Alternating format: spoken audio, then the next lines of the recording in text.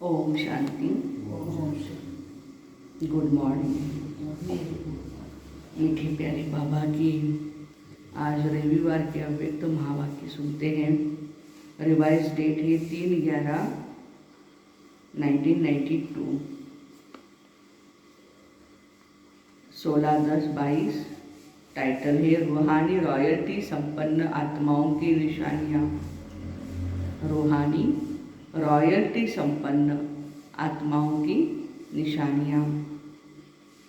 आज बाप दादा चारों ओर के अपने रूहानी रॉयल फैमिली को देख रहे हैं। सारे कल्प में सबसे रॉयल आप आत्माएं हो। वैसे हद के राज्य अधिकारी रॉयल फैमिली बहुत गाये हुए हैं। जो राजाएं अभी भी है, रॉयल फैमिली गाई है, उनकी हद की है। लेकिन रूहानी रॉयल फैमिली सिर्फ आप ही गाए हैं। आप रॉयल फैमिली की आत्माएं आदि काल में भी, देवी देवताओं के समय में भी और अनादि काल में भी, माना परम धाम में, और वर्तमान संगम युग में भी रूहानी रॉयल्टी वाली होम। अनादिकाल स्वीट होम में आप विशेष आत्माओं की रूहानियत की झलक, चमक सर्व आत्माओं से श्रेष्ठ हैं। आत्माएं सभी चमकती हुई ज्योति स्वरूप हैं, फिर भी आपकी रूहानी रॉयल्टी की चमक अलौकिक है। जैसे साकारी दुनिया में आकाश के बीच सितारे सब चमकते हुए दिखाई देते हैं, लेकिन कोई विशेष चमकने वाले सितारे होते हैं, वो स्वतः ही अपनी तरफ आकर्षित कर लेते हैं। लाइट होते हुए भी उनकी लाइट विशेष चमकती हुई दिखाई देती है। ऐसे अनादिकाल परमधाम में भी आप रूहानी सितारों की चमक अर्थात रॉयल्टी की झलक विशेष अनुभव होती है। परमधाम में भी अनेक आत्माएं होंगी, लेकिन उसमें हम आत्मा की चमक जो है, झलक जो है, वो विशेष दिखाई देती है। इसी प्रकार आदि काल सतयुग में अर्थात स्वर्ग में आप आत्माएं विश्व राजन की रॉयल फैमिली के अधिकारी बनते हो। हर एक राजा की अपनी अपनी रॉयल फैमिली होती है। लेकिन आप आत्माओं की रॉयल फैमिली की रॉयल्टी व देव आत्माओं की रॉयल्टी सारे कल्प में और किसी भी रॉयल फैमिली की हो नहीं सकती है। इतनी श्रेष्ठ रॉयल्टी चैतन्य स्वरूप में प्राप्त की है, जो आपके जड़ चित्रों की भी कितनी रॉयल्टी से पूजा होती है। सारे कल्प के अंदर रॉयल्टी की विधि प्रमाण और कोई भी धर्म पिता या धर्म आत्मा या महात्मा की पूजा नहीं होती है। जो द्वापर युग में भी जो हमारी पूजा होती है, ऐसी पूजा किसी भी धर्म संस्थापक कहो या महात्मा कहो, उनकी नहीं होती है। तो सोचो, जब जड़ चित्रों की भी इतनी रॉयल्टी से पूजा होती है, तो फिर चैतन्य में कितने रॉयल फैमिली के बनते हो। तो इतने रॉयल हो या बन रहे हो, बाबा हमें पूछ रहे हैं। अभी संगम पर भी रूहानी रॉयल्टी अर्थात फरिश्ता स्वरूप बनते हो। रूहानी बाप की रूहानी रॉयल फैमिली बनते हो। तो अनादिकाल, आदिकाल और संगम युग के काल, तीनों कालों में नंबर 1 रॉयल बनते हो। तो ये नशा रहता है ना। हम तीनों कालों में भी रूहानी रॉयल्टी वाली आत्माएं हैं। इस रूहानी रॉयल्टी का फाउंडेशन क्या है? तीनों ही जो रॉयल्टी बाबा ने हमें बताई है, उसका फाउंडेशन है संपूर्ण प्योरिटी। संपूर्ण प्योरिटी ही रॉयल्टी है। तो आपने से पूछो, रूहानी रॉयल्टी की झलक आपके रूप से सबको अनुभव होती है। जब कोई आपको देखे तो उसको रॉयल्टी अनुभव होती है। रूहानी रॉयल्टी की फलक हर चरित्र से अनुभव होती है। लौकिक दुनिया में अल्पकाल की रॉयल्टी न जानते हुए भी चेहरे से, चलन से अनुभव होती है। कोई महाराजा, राजा या कोई राजकुमार होता है, तो उसकी चलन से, बोलने से उसकी रॉयल फैमिली क्या है वो पता चल जाती है। तो बाबा कहते रूहानी रॉयल्टी गुप्त नहीं रह सकती, वो भी दिखाई देती है। वह साधारण चेहरा, साधारण चलन दिखाई देती है। हर एक नॉलेज के दर्पण में अपने आप को देखो, मेरे चेहरे पर चलन में रॉयल्टी दिखाई देती है। वह साधारण चेहरा, साधारण चलन दिखाई देती है। जैसे सच्चा हीरा अपनी चमक से कहाँ भी छिप नहीं सकता, ऐसे रूहानी चमक वाले, रूहानी रॉयल्टी वाले छिप नहीं सकते। कई बच्चे अपने आप को खुश करने के लिए कहते हैं हम तो गुप्त आत्माएं हैं, इसलिए हमको कोई पहचानता नहीं है। समय आने पर आप ही मालूम पड़ जाएगा।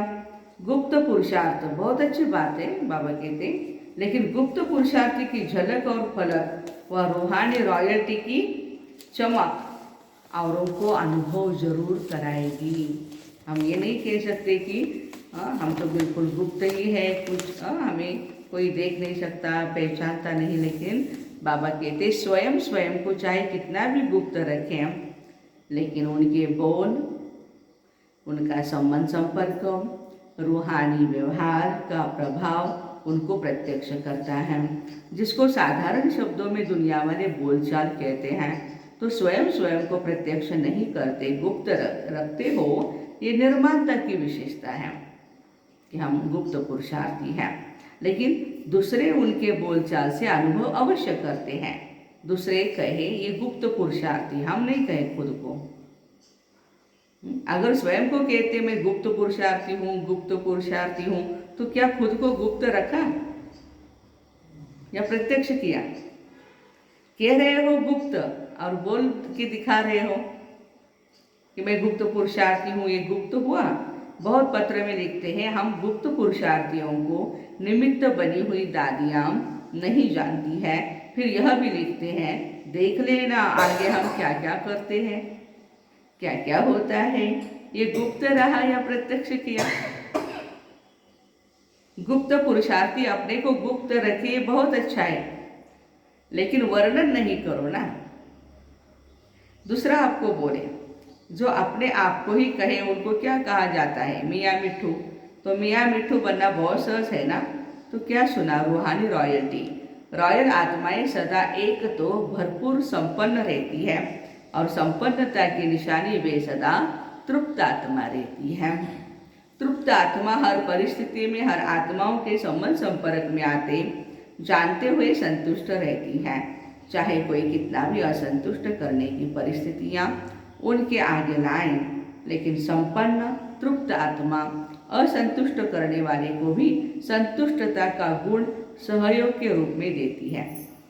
ऐसी आत्मा के प्रति रहम दिल बन शुभ भावना, शुभ कामना द्वारा उनको भी परिवर्तन करने का प्रयत्न करेंगे। रूहानी रॉयल आत्माओं का यही श्रेष्ठ कर्म है।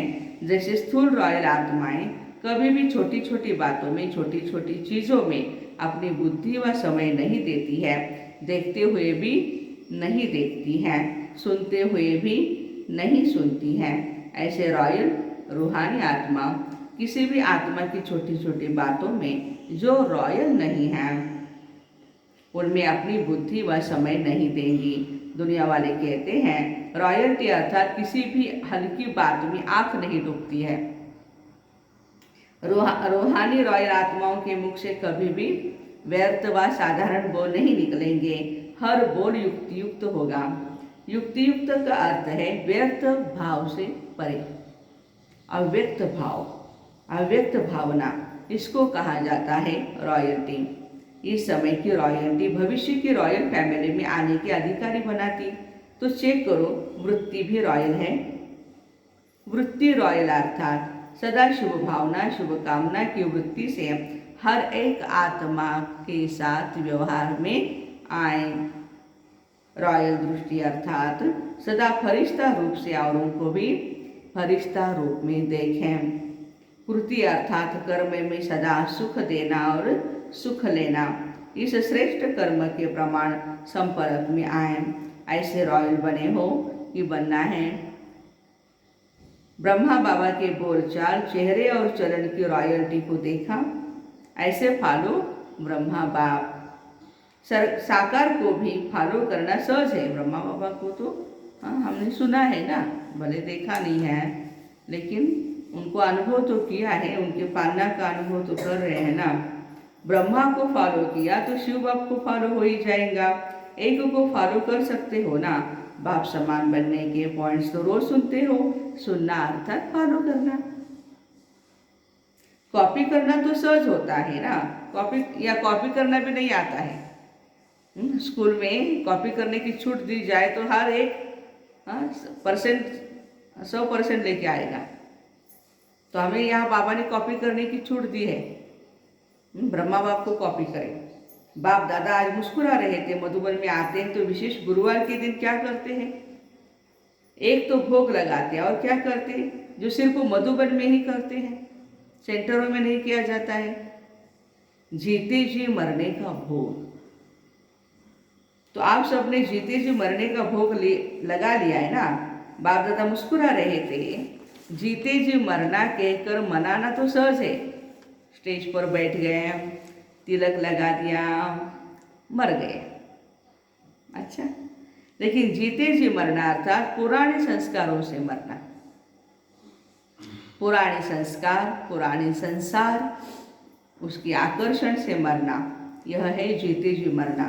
भोग लगा दिया, भंडारे में जमा कर दिया, जीते जी मरना हो गया। यह तो बहुत सहज है, लेकिन मर गए।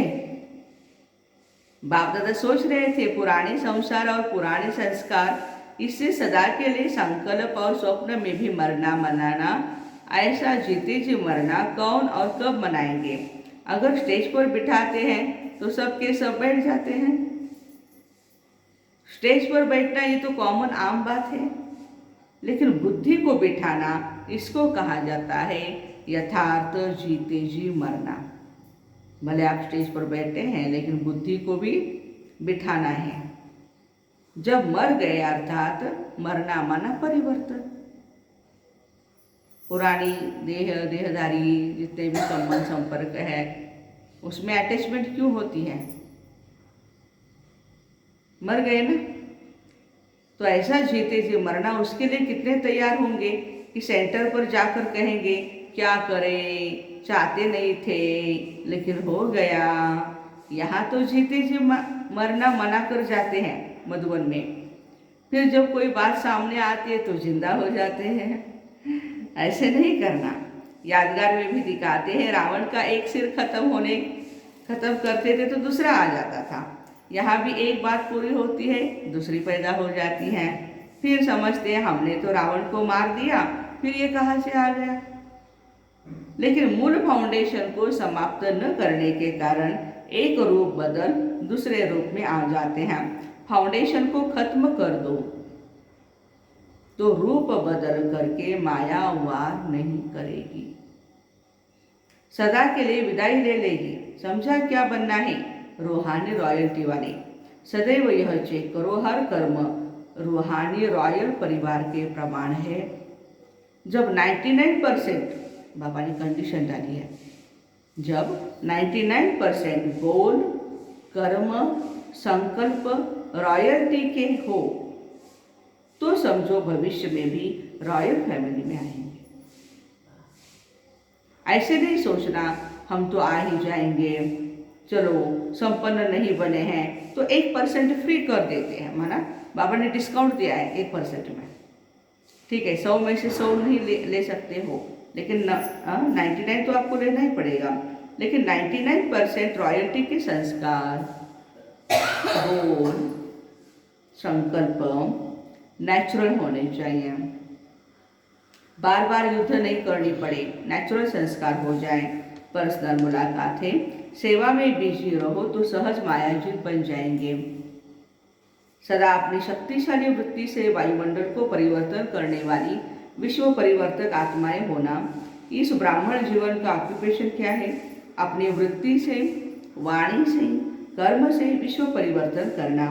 तो सभी ऐसी सेवा करते हो या टाइम नहीं मिलता?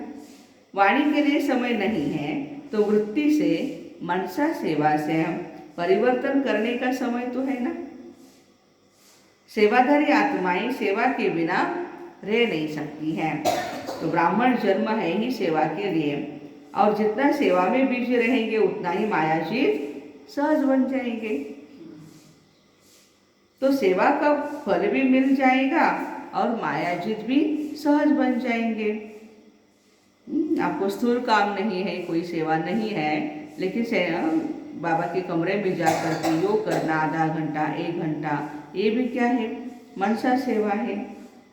डबल फायदा है ना। जरा भी बुद्धि को फुर्सत मिले तो सेवा में जुट जाओ।